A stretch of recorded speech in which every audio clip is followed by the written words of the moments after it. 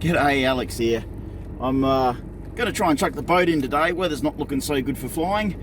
I'm going to try and get down onto the beach here in the four-wheel drive.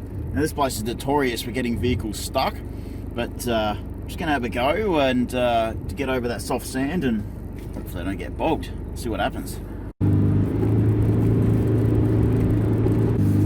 No problem so far. So stop her on the fan.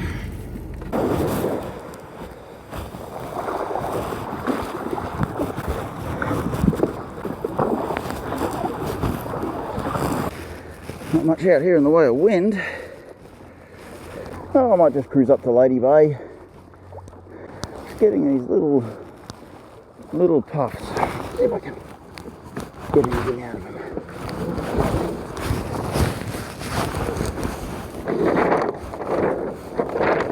I forgot how much wind I could actually cruise with. Just a nice light little offshore breeze. It's pretty light today, so I'm not too concerned about being blown out to sea. If if I have some sort of catastrophic failure, I'm sure I can paddle back in against this light breeze. It's a nice, relaxing day. So since I'm out here sailing around, I think I might take the opportunity to tell a bit of a story.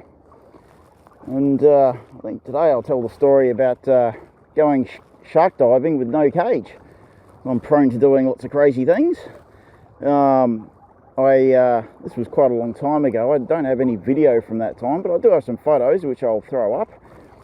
So myself and a bunch of characters got together. A lot of them were ex-military people and slightly out there sort of characters.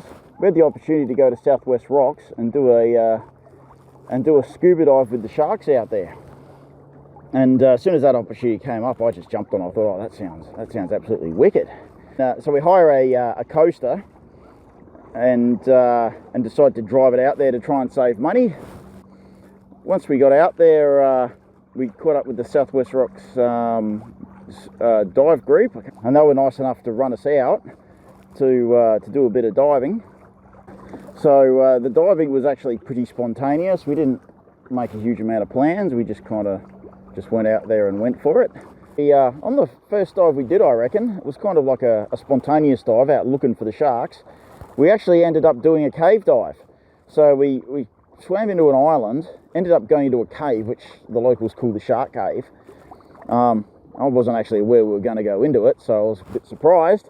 So into this shark cave we go, and the floor of the cave is covered in sharks. Everywhere you look, mostly wobbegongs, and there's fish everywhere. The cave is tight, there's squeezes. There are air pockets in the cave though where you can come up and grab a breath of air, so you've got some out if you have an equipment problem. But yeah, it was a kind of a freaky experience going through this cave, not really knowing that I was even going to go in there. It was a spontaneous decision by the dive leader, and we just followed him in there. It was just nuts, really. So we actually came up in a submerged cabin. That was an incredible experience. Coming up there, taking off your reg and just breathing the air inside the cabin. The pressure inside there would constantly change depending on what adjust my sail. Yeah, the pressure in there would constantly change depending on what the wave action was doing. So the pressure would go up and down, and as the pressure went up, it would mist up, and you wouldn't be able to see a damn thing. And then as the wave passed, it would go clear, and it would keep going on like that. When it fogged up, you couldn't see a bloody thing. Like, it was literally no visibility. And then when it cleared, the air was clear as. It was a very, very different experience. Then we swam out to the entrance of the cave. Now, the entrance of this cave, the main entrance, is just swarming with fish and giant sharks. They're just everywhere you look, all different kinds. Now, that was a freaky experience. That really was. The sharks were not interested in us at all. They were just interested in the fish and interested in sort of hanging around. So we went up into the cave entrance, and then we'd walk around amongst them on the bottom. We'd trim heavy and just go for a bit of a walk, and they'd kind of just swim around. They'd bump into you, they'd hit you with their tail, they'd crap on you, and sometimes they'd stick their nose into you a bit, but otherwise they weren't interested. My dive buddy Byron, was a really keen photographer, so I got all these gorgeous photos from the dive. And he did try to put his arm in a shark's mouth a couple of times, and I had to pull him back. You see in this picture here, which I'll put up, he's this shark getting real interested in his arm, and I had to pull him back a couple of times because he was paying more attention to his photography than he was to what the sharks were doing. I was basically doing lookout work, and he was getting the pictures. So yeah, video cameras were mega expensive back in those days, so we didn't have much in the way of video of that dive. Yeah, for me, the experience of being around the sharks was fantastic. I didn't feel any fear of them. The reason is that I study the statistics. The likelihood of you being attacked by a shark while you're submerged on a recreational dive like that is pretty close to zero, no matter what kind of shark it is. Sharks are dangerous if you enter their breeding territory, if you got blood on you, or if you're like doing something that makes you look like you're something that they naturally eat. But sharks don't naturally eat people. Right? That's something people don't understand. We're not their natural food, and as long as they can identify you, you're pretty good. And as long as you don't do something stupid, obviously. So I wasn't really concerned. Obviously, there's danger there, but it's just about exercising common sense. You know, not making aggressive moves, making sure there's no blood on you, that sort of thing. So yeah, I wasn't too concerned. You know, not diving there at dawn or dusk. You know, that's generally when they feed. And you don't want to go near them when they're a bit excited. But apart from that, it was pretty good. This dive was sick. It was amazing. It was like one of those events that, you know, you'll remember for your entire life. I'll certainly never forget it. Yeah, absolutely fantastic. So I'm actually making pretty good speed here. I'm coming up on the town of Lady Bay. Yeah, some of the sharks we came across were like 5 meters long. We did one dive where we went into the shark gully, which is in front of the cave at the islands at Southwest Rocks, and it was just packed with sharks. I reckon there would have been 20 sharks over 5 meters in this gully, almost bumping shoulder, and we're there walking around in amongst them. And yes, it's just a surreal, freaky and enjoyable experience. I think most of them were grey nurses, so little puppy dogs. But there were definitely a lot of other kinds of sharks there as well. One other thing that really surprised me about Southwest Rocks was the size of the sharks. They were massive. They were huge. Even the wobbegongs were huge. Like, I see wobbegongs diving in other places, but they just don't reach that kind of size. I actually think I'm more at risk of being attacked by a shark sailing on this thing, you know, at this kind of low speed than I would be when submerged. You know, they recognise you when you're submerged, but when you're sailing along like this, on this object, they could look up and mistake you for something that you're not, so you do run some risk of being attacked when you're doing something like this. So splashing around on the surface is the danger zone, so, you know, in and out of the water really quickly when we were diving. Yeah, not a lot of speed here today, just a very light putt along, almost like I'm in a swimming pool. But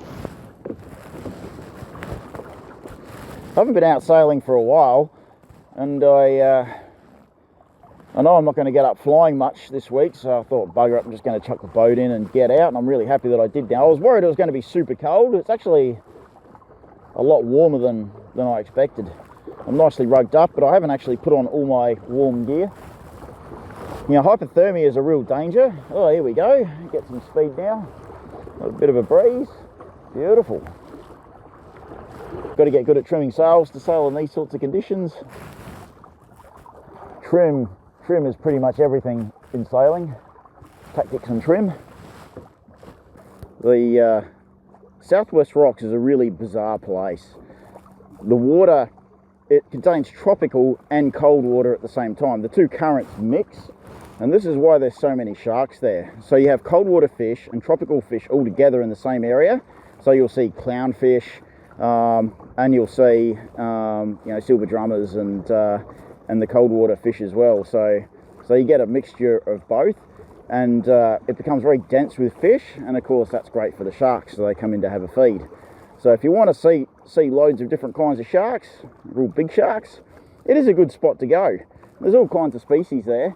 Most notable one is the grey nurse shark, which is, I believe it's an endangered species now. After Jaws came out, people got scared of sharks and wanted to kill them. And unfortunately, the knowledge on sharks wasn't very good at the time. And they, the sail. It's the end of that little breeze. Hopefully it'll come on again.